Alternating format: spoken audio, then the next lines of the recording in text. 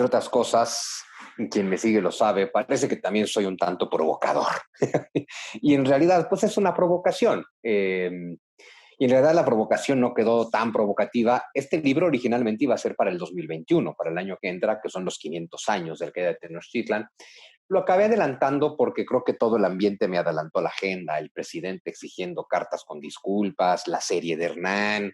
Dije, bueno, entonces va de una vez.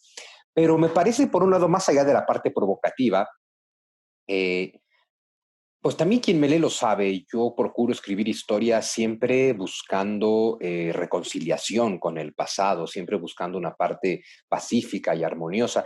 Y creo que es un gran momento, ¿no? 500 años de la caída de Tenochtitlan, la gente los puede entender según las versiones que nos han dado en la SEP y en Televisa, ¿no? Que los grandes culpables de nuestros traumas históricos. Podríamos verlo como 500 años de la conquista de México, o podremos verlos como 500 años del nacimiento de México, que es básicamente lo que yo planteo, ¿no? Que al final México nace del encuentro de toda la hermosísima y gran cultura que traen los castellanos, que es una cultura pues europea, renacentista, grecorromana, judio-cristiana, pues que se une con toda la gran cultura que tenemos aquí, con Teotihuacán, con los pueblos nahuas, con Quetzalcóatl. Al final me parece que México es un hermoso mestizo que lamentablemente se odia a sí mismo, porque por más que digamos que amamos a México y que amamos nuestra cultura y nuestras tradiciones, pues al final México, cultura, historia y tradiciones son mestizas, ese mestizaje es mitad hispano y nosotros decidimos contarnos una versión en la que odiamos al hombre que nos trajo esa parte hispana. Entonces decimos que amamos a México, pero lo odiamos. Y me parece, bueno, esta es mi aportación en forma de libro, una invitación a reconciliarnos con nuestro pasado y a aceptar el hermoso mestizo que somos. No es fácil, pero al final es perdonarnos a nosotros mismos. Por un lado, es terrible, ¿no? Creo que somos un país, qué interesante, lleno de gente muy sabia, pero somos un país que con las versiones históricas que nos han hecho despreciamos la sabiduría y más bien nos encanta la ignorancia, veneramos la ignorancia.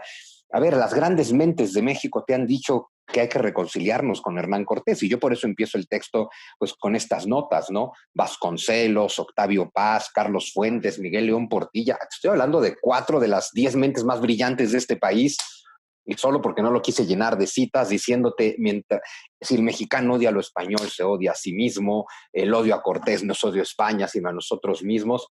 Imagínate, por poner un símil psicológico, que yo me meto mucho siempre en la psicología, ¿no? Nos enseñan a odiar a Hernán Cortés, que simbólicamente representa a nuestro padre cultural. Y dado que esto es un mestizaje, pues obviamente lo que representa simbólicamente a nuestra madre cultural, pues es Malinche. Y también nos han enseñado a odiar a Malinche.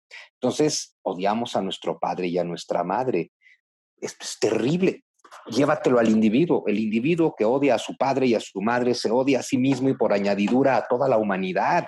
Y ese es el gran problema con México, que es resultado, lo digo en algún momento del libro, siempre nos contamos la historia como una versión metafísica de la lucha entre el bien y el mal, ¿no? Y en este caso, si el bien es el indio y el mal es el español, es terrible cuando descubres que nos contamos una historia de lucha entre el bien y el mal, donde no solamente gana el mal, sino que nosotros somos resultado de que haya ganado el mal.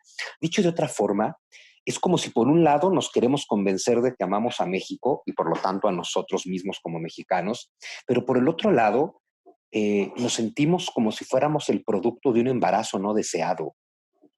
Al final no aceptamos. Ahora tú imagínate otra vez volviendo como individuo, ¿no?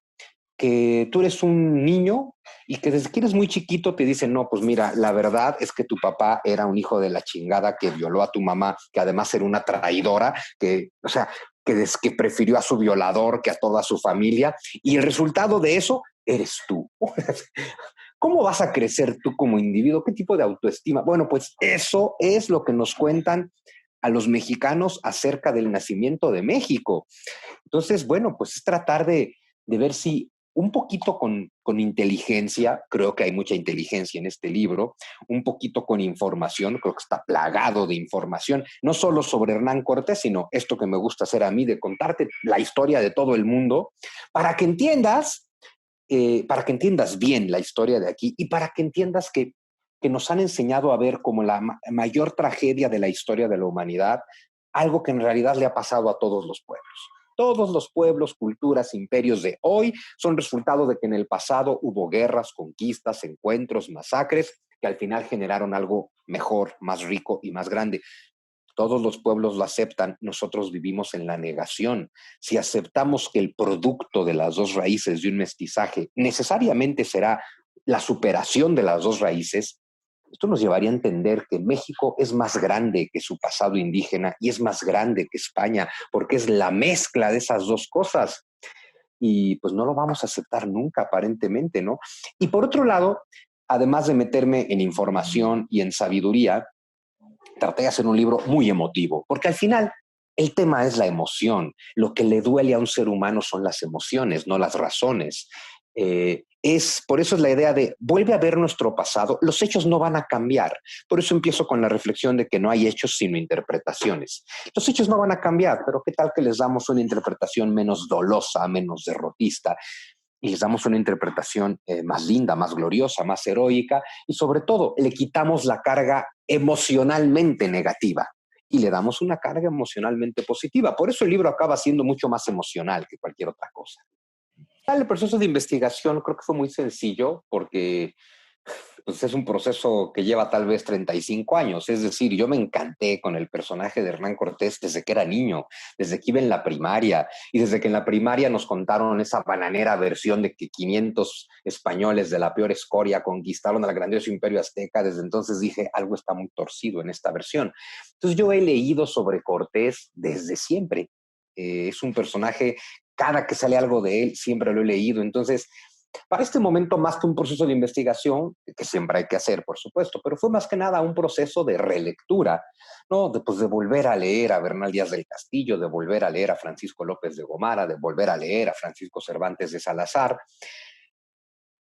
volver a leer a Christian Duverger, que me parece el gran experto hoy en día. Con él además tuve la maravillosa oportunidad de charlar en persona, que me concedió muchísimo tiempo para platicar. Y la ventaja que tenemos en México, si tú realmente quieres saber sobre Hernán Cortés, es que pues un gran erudito, el que se llama José Luis Martínez, ya hizo toda la chamba por ti, porque pues ya tiene 2000 páginas de compilar documentos, entenderlos, interpretarlos, y la verdad que ya te hizo la mitad de la chamba. Eh, y lo otro, pues que claro, a ver, te cuento la historia de Hernán Cortés como pretexto para contarte la historia de la humanidad, porque de pronto estamos hasta en la caída de Constantinopla o en las guerras de reconquista o en la historia del Islam, que son los temas que yo he también pues, manejado siempre, ¿no? Es en lo que yo siempre he estado metido. Entonces, más que nada es una relectura. Con Hernán Cortés, mucho más complicado que las fuentes, porque sobran fuentes sobre Hernán Cortés. Eh, es que te vas a enfrentar a los prejuicios, te vas a enfrentar a un público que en general ya saben, ya creen que saben todo lo que tienen que saber sobre Hernán Cortés, que es un desgraciado hijo de la chingada que nos vino a conquistar hace 500 años y que era un maldito violador. ¿Qué más hay que decir de este desgraciado, no?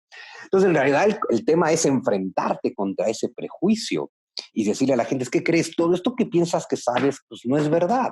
Además, todo lo que piensas que sabes sobre un personaje que vivió 62 años, son 2 años. Te cuentan 2 años de su historia, de 1519 a 1521, cuando todo el antes, la experiencia que tiene Cortés de 15 años en el Caribe es fundamental para el hombre que llega aquí.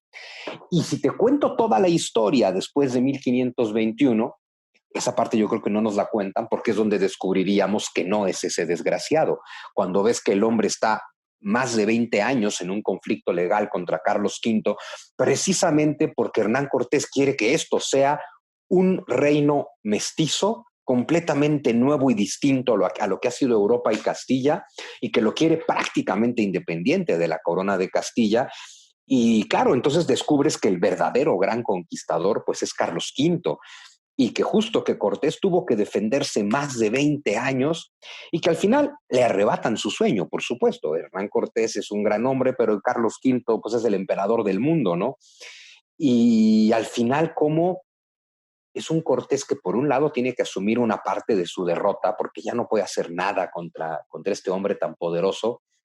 Y cómo por otro lado Hernán Cortés decide Y esto me parece fascinante en un hombre convencido de que tiene un lugar en la historia y de que va a pasar a la historia, y que ante la amenaza de Carlos V de yo tengo el poder de dejarte fuera de la historia, pues Cortés se las ingenió para que no fuera así, escribiendo sus cartas, publicando sus cartas, dictándole sus memorias a otros para que escriban sus propias versiones, y hasta la teoría esta tan polémica de que Bernal Díaz del Castillo no es otro más que Hernán Cortés con un seudónimo, que es justo la teoría de Christian Duverger, que no se la compro completita, pero casi. Estoy convencido de que no existe Bernal Díaz del Castillo y que hay mucho de Cortés en esta crónica. Es un hombre que se las ingenió para pasar a la historia. Y bueno, es un hombre que no descansa nunca, ¿no? 500 años después, si algo no ha hecho Hernán Cortés es descansar en paz, ¿no? Absolutamente vivo, porque otra cosa que hacemos, no con Hernán Cortés, esto es un defecto normal que nos aplica con todo el estudio de la historia, de los personajes, los convertimos en una botarga, ¿no? O sea, los hacemos estáticos y pensamos que toda su vida fueron iguales, pensaron lo mismo y tuvieron las mismas ideas. Yo por eso muchos capítulos los comienzo con Hernán Cortés reflexionando en qué hombre se ha convertido hasta ese momento, porque hay que entender que, a ver, el chaval de 18 años que deja Castilla sin tener ni la más remota idea de dónde va, pues es un joven recién salido de la universidad, lleno de ideales, sueños y esperanzas, porque eso ha sido igual en todas las épocas de la humanidad. Y obviamente el que llega al Caribe y se encuentra con ese choque de cómo han destruido, le cambia la vida, y contra estos castellanos que llegan al Caribe con la postura arrogante de yo soy superior y yo simplemente vengo a someter, es un Hernán Cortés que se enamora de lo indígena desde el principio y que desde su vida en Santo Domingo hace vida marital con una indígena local. Y obviamente el hombre que deja Haití años después es diferente al que llegó, y el que llega a Cuba y el que sale de Cuba son diferentes, y el que empieza la aventura de la conquista en 1519 y el que la concluye en 1521 son diferentes. Como cada ser humano, mientras tú no te hayas muerto, te sigues transformando. Y es bien importante entender esa transformación y entender además que si tú ves la historia del siglo XVI en Nueva España, te das cuenta que aunque la corona de Castilla hizo todo para destruir el sueño de mestizaje de Hernán Cortés, pues el sueño se dio, el sueño pasó. Se prohibió legalmente el mestizaje cuando ya Cortés y toda su generación se habían casado y establecido con indígenas para tener con ellas descendencia, pero más allá de eso, pues ya estaba en marcha ese proceso imposible de detener de mestizaje cultural, que es el que realmente importa y que aún así es muy relevante si tú ves los datos del siglo XIX, de 1821, ¿no? De la Nueva España que se está convirtiendo en México. La gente de pronto ignora datos como que en 1821, el México recién nacido, el 70% de la población no habla español. El 70% de la población sigue hablando náhuatl, maya y otras lenguas indígenas, lo cual te deja muy claro que no hubo un proceso de imposición como te quieren hacer pensar con mitos como la conquista espiritual. A ver, los indios siguen siendo indios, siguen viviendo en sus pueblos por separado. De pronto pensamos que conceptos como que los indios vivan en sus comunidades con sus usos y costumbres los inventó el subcomandante Marcos, cuando eso ya pasaba en el virreinato, y el que les quitó eso fue Benito Juárez. Y darte cuenta que muchas de las cosas terribles que te quieren hacer pensar que son cosa de Cortés, la conquista y el virreinato, son cosa del México moderno, del México independiente. Ese México es donde se aniquila a los indios, donde se aniquila su cultura, donde se aniquila su religión y que sus lenguas, y que en gran medida todo eso que decimos que fue Cortés y la conquista fue Benito Juárez, porque es el México moderno. Pero bueno, entonces es muy importante de pronto decirte, oye, a ver, todo lo que le achacas a ese pasado terrible no fue tan terrible. Eh, o sea, la conquista como tal no existe, es un proceso más de... Por eso el libro se llama Conquista y Encuentro, con la invitación a que tú puedes ver lo que quieras, tú puedes ver una conquista y siempre tener una visión negativa, o darte cuenta que, claro, es violento porque la humanidad es violenta, hay un proceso violento de integración, pero pues es un encuentro de culturas, y es un encuentro de culturas fascinante porque hasta antes de 1521, todos los encuentros de culturas de la humanidad que nosotros conocemos, digamos, pues se han dado en el viejo mundo. donde, claro, como es una gran masa, toda Europa, Asia y África, pues desde siempre las culturas se han estado mezclando y de alguna manera todas influyen en todas. Mientras que América llevaba toda su historia cultural desarrollándose por separado. Por lo tanto, lo que hay aquí es completamente nuevo y distinto. Por primera vez se están uniendo dos partes del planeta que quedaron separadas desde la edad de hielo, ¿no? Desde el fin de la edad de hielo. Es el encuentro cultural más rico de la historia de la humanidad y México es producto del encuentro cultural más rico de la historia de la humanidad y nos las ingeniamos para negarlo y despreciarlo. Tuve que confrontarme un poquito conmigo mismo porque sí, la verdad es que es muy difícil cuando te dedicas a estudiar la historia y a divulgarla. Obviamente hay personajes que te caen muy mal y hay personajes que te caen muy bien. A mí me cae muy bien Hernán Cortés como personaje. Cuando un personaje te cae muy bien, sí que puedes caer en el error de romantizarlo demasiado. De entrada yo iba completamente por ese camino, ¿no? Y dices, no, a ver, no se trata de decirte que el hombre que siempre te dijeron que es malo resulta que es bueno, porque no tiene sentido. Es dejarte claro que no existen buenos y malos, ¿no? Que todo el mundo está siendo un ser humano. Entonces, esto creo que afortunadamente, bueno, por comentarios que me hacen mis lectores, creo que lo he logrado desde mi primer libro, El misterio del águila. Luego me preguntan, ¿cómo logras que tu personaje sea tan humano? Digo, bueno, pues me acuerdo de quién soy yo y que yo soy humano y de pronto que se nos va, ¿no? De pronto tienes que ubicar, a ver, Hernán Cortés, Morelos, Hidalgo, Julio César, Alejandro, Napoleón. Recordarte a ti mismo, ¿qué crees? Eran seres humanos igualitos a ti, tenían miedo como tú, amaban a otras personas como tú, odiaban a algunas, eh, tenían emociones, tenían sentimientos y al final tienen conflictos emocionales, tienen problemas existenciales. Es importante recordar, Alejandro Magno, Hernán Cortés, Julio César, son igualitos a ti, son seres humanos tratando de darle sentido a su vida. Entonces, nada más cuando escribes es importante recordar eso y salirte de los personajes de mármol, que tristemente los textos se quedan en eso, ¿no? Yo creo que yo he ido desarrollando un estilo, un género literario, porque digo, no es novela lo que estás leyendo, pero tampoco es un ensayo académico, es una cosa en medio que no está clara qué es, y que como no hago un formato académico, me puedo dar esa licencia poética de meterme en las emociones, los sentimientos y la psicología de Hernán Cortés, que claro, ahí hay mucho de lo que yo asumo. A ver, nadie puede saber qué emoción estaba experimentando Hernán Cortés, a menos que él lo dejara claro por escrito, ¿no? Eh, pero creo que es obvio, ¿no? Cuando dices La noche triste, un Cortés que llora, y creo que fue lo que trato de contarte en este capítulo. ¿Por qué está llorando Hernán Cortés? A ver, se le murió la mitad de la gente de la que él es responsable, eran sus amigos, hay algunos a los que conoce desde la infancia, ha ido haciendo amigos entre los indios y también se le murieron, pero además llevaba así como 15 meses de triunfo consecutivo, había logrado su sueño máximo, entrar en son de paz en Tenochtitlan, llevaba 7 meses viviendo ahí en paz, estaba convencido de que se iban a poder quedar a establecerse e irse fundiendo. Y de pronto en una sola noche y por la estupidez de un solo hombre que es Pedro de Alvarado se le desmorona todo. Claro que tiene que sentarse a llorar y hay que entender ese llanto como algo absolutamente humano, profundo. Se murió, a ver, creo que de pronto, y creo que sí lo menciono y trato de dejarlo claro en ese capítulo, se le murió Motecuzoma, un hombre al que había llegado a amar de una manera fraternal, profunda, hermosa, al que cuando se dirigía a él se dirigía con reverencia, como deja claro la crónica de Bernal, le haya escrito alguien más o le haya escrito Cortés, en ambos casos es igual de válida, que te describe cómo Cortés siempre habla con Moctezuma de manera amorosa. Te das cuenta que es un hombre que tiene una relación muy extraña, muy profunda, muy cariñosa con Moctezuma y se le murió. Y tiene que tener una mezcla de coraje con tristeza.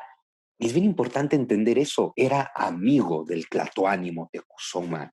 Y tal vez nadie más, y que es bien importante entender eso, tal vez nadie más en la historia pueda decir, yo era amigo de Moctezuma.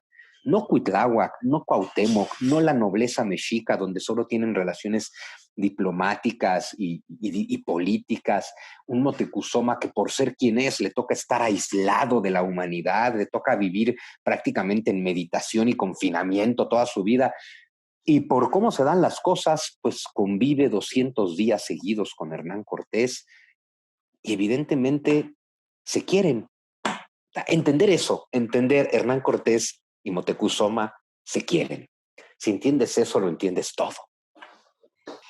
Y bueno, yo creo que la invitación a que lean Hernán Cortés, Encuentro y Conquista es, la verdad que yo sí les pido que le den una oportunidad. Creo que se van a encontrar con un libro, por un lado, como dices, creo que es muy fácil de leer, creo que es muy sencillo, muy fluido, pero más allá de eso, muchos libros son así. Creo que se van a encontrar con información que nunca han visto, con una reflexión histórica que nunca les han hecho, con con una telaraña cósmica de la historia, que es lo que yo hago, para que veas cómo hasta la caída de Constantinopla tiene que ver con el nacimiento de México, que se van a encontrar con una historia muy mística, que a ver, esa es la otra. Yo al final, yo no sabía si había escrito un libro sobre Hernán Cortés o sobre la Virgen de Guadalupe, porque al final es contarte toda la historia de ese culto, pero creo que es una visión muy mística, muy bonita, que contra esta idea que tenemos, lo que te decía hace rato, que creo que nos sentimos como producto de un embarazo no deseado, lo cual te lleva a hacer pensar que México es un accidente. Y es una historia donde te planteo que México, lejos de ser un accidente en la historia, era prácticamente un destino místico y sagrado. Es decir, entender la importancia a esos niveles metafísicos, místicos, sagrados que tiene nuestro país. Se van a encontrar con una visión muy emotiva y ante todo se van a encontrar con un libro, como yo procuro hacerlos, llenos de paz, con una invitación a la paz y en este caso, pues una gran reconciliación con nuestro pasado y con nosotros mismos. Era la idea. Oye, ya que mencionas lo de leerlo en voz alta, pues decirle a la gente que también está en audiolibro, que hay mucha gente, está teniendo súper éxito el formato de audiolibro.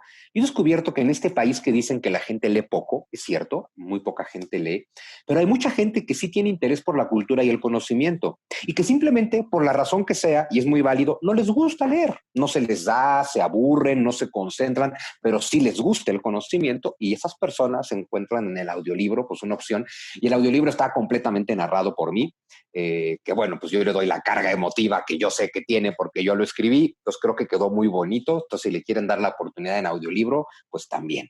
También está en ebook en todos los formatos, en todas las plataformas de ebook. Y bueno, en físico en todas las librerías, pero sí, la verdad es que la versión audiolibro es muy bonita. El único detallito que yo lo encuentro a esta versión específica de audiolibro, casi todos mis libros están en audiolibro y casi todos están narrados por mí.